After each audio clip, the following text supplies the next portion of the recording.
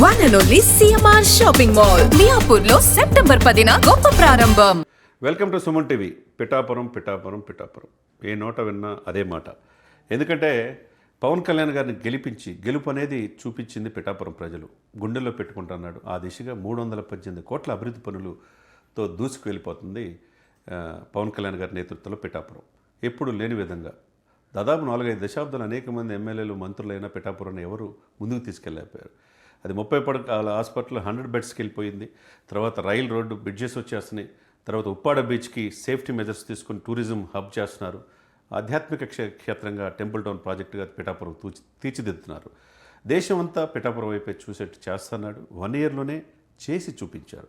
ఇకపోతే తన వంతుగా పిఠాపురం ప్రజలకి, ముఖ్యంగా మహిళలకి ఏ పండగ వచ్చినా వాళ్ళకి చీరలు కావచ్చు, మొన్న అయితే రూపు, తర్వాత అవన్నీ కూడా ఇవ్వటం అనేది జాకెట్ ముక్కలు శ్రావణ శుక్రవారం రోజు ప్రతి ఇంటికి ఇవ్వటం అనేది ఒక నా ఫ్యామిలీ అనే భావన పిఠాపురం ప్రజల్లో కలిగింది. వాళ్ళు గుండెలో పెట్టుకొని చూసుకుంటున్నారు. ఇకపోతే అన్నీ బాగానే ఉన్నాయి.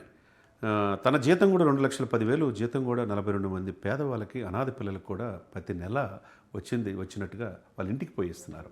అంటే ఆయన జీతం కూడా తీసుకోవట్లే ఎమ్మెల్యేగా.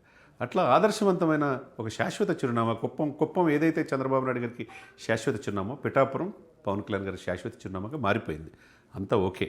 కానీ అక్కడ పూర్తిగా ఆయన కేంద్రీకరించలేకపోతున్నాడు. అక్కడ ఉన్న ఇన్ఛార్జీలు సరిగ్గా సమన్వయం చేసుకోలేకపోతున్నారని అందరి నోట వినపడుతున్నమాట.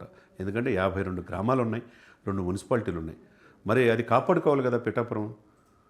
ఒక్క మార్కు కూడా ఆ ఇన్ఛార్జి మరెడ్డి శ్రీనివాస్ చేతిలోనే, ఆయన సొంత వర్గమే వాళ్ళ చేతుల్లో ఉన్నాయి వర్క్స్ అని చెప్పి అంటున్నారు. అది ఇంటెలిజెన్స్ ద్వారా నివేదిక తెప్పించుకున్నాడు. కంట్రోల్ లేకపోతే మార్చేస్తానని చెప్పేసి సీరియస్ వార్నింగ్ ఇచ్చారు. ఇక మీద పిఠాపురం రివ్యూ పెట్టుకుంటాను, నా అధికారులు కూడా సమన్వయం చేసుకుంటారన్నారు. ఒకవైపు తంగిల ఉదయ్ శ్రీనివాస్ కావచ్చు, లేకపోతే హరిప్రసాద్ గారు కావచ్చు, వాళ్ళు పర్యవేక్షణ చేస్తున్నారు. ఇంకొక వైపు నాగబాబు గారు కూడా ఫీల్డ్లో వెళ్తున్నారు. అక్కడ ఇసుక మట్టి అంతా కూడా ఒక వర్గం చేతిలో వెళ్ళిపోతుందనేది వాదన వినపడుతుంది. ఇవన్నీ కంట్రోల్ చేయడానికి ఆపరేషన్ పవన్ కళ్యాణ్ గారు స్టార్ట్ చేశాడు. పిఠాపురంలో చేయాల్సిన అవసరం కూడా ఉంది. ఇంకొక వైపు వర్మ నేనే అనే ఇదిలో వర్మ వెళ్తా ఆయన వర్గాన్ని చేస్తున్నాడు. ఏదైనా కానీ ఇది పిఠాపురం ఇంకెవరిది కాదు, పవన్ కళ్యాణ్ గారిది. సంస్కరణలు చేసి మిగతా అందరిని గాడిలో పెట్టాల్సిన బాధ్యత కూడా ఆయనదే.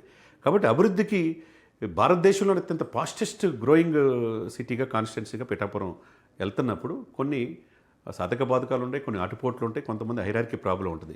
ఏ వర్గాన్ని పోషించడం కాదు, పవన్ వర్గంగానే ఉండాలి. ఎవరైనా ఇన్ఛార్జి కూడా పవన్ గారు చెప్పినట్టు పవన్ ఇమేజ్కి డ్యామేజ్ కలగకుండా చూసుకోవాల్సిన బాధ్యత ఉంది.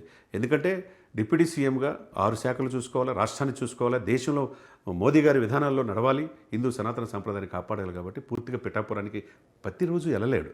కాబట్టి ఎవరైతే ఇన్ఛార్జీలుగా ఉన్నారో వాళ్ళు ఒళ్ళు దగ్గర పెట్టుకొని ఆయన విధానాల ప్రకారం వెళ్ళాలి తప్పితే మేము చెప్పినట్టు వినాలంటే మిగతా వర్గాలు దూరం అయ్యే అవకాశం ఉంది. వీర మహిళలు ఉన్నారు, అక్కడ యువత ఉంది. వాళ్ళందరూ కూడా పవన్ వైపు చూసి 70,000 మెజార్టీతో గెలిపించినప్పుడు మరి ఏ విధంగా చూసుకోవాలా, చాలా జాగ్రత్తగా చూసుకోవాలని ఇంటెలిజెన్స్ రిపోర్ట్ తెప్పించుకుని అందరికి కూడా సీరియస్ వార్నింగ్ ఇచ్చినట్టుగా తెలుస్తుంది. కాబట్టి పిఠాపురంకి మంచి రోజులు వస్తాయి. ఆయనకి ఎవరైతే ఈ మార్పులు చేర్పులు 2 వారాలు నివేదిక ఇవ్వమని చెప్పారో, ఈ మార్పులు చేర్పుల తర్వాత పిఠాపురం సరికొత్త పిఠాపురంగా ముందుకెళ్తుందంటలో ఎటువంటి అతిశయక్త లేదు. ఎందుకంటే 318 కోట్లతో అభివృద్ధి పనులు జరుగుతున్నాయి. అభివృద్ధిని ఎవరు ఆపలేరు.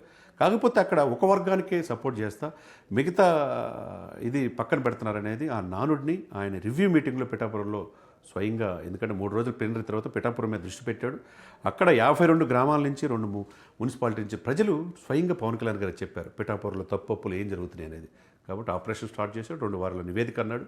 నివేదిక తర్వాత ఎవరైతే నేను అనే అహంతో వెళ్తున్నారో వాళ్ళని కట్టడి వేసి ఆయన విధానాల ప్రకారం వెళ్ళే వాళ్ళని అక్కడ ఇన్ఛార్జీలుగా, సమన్వయకర్తలుగా వేసే అవకాశం స్పష్టంగా కనపడుతుంది.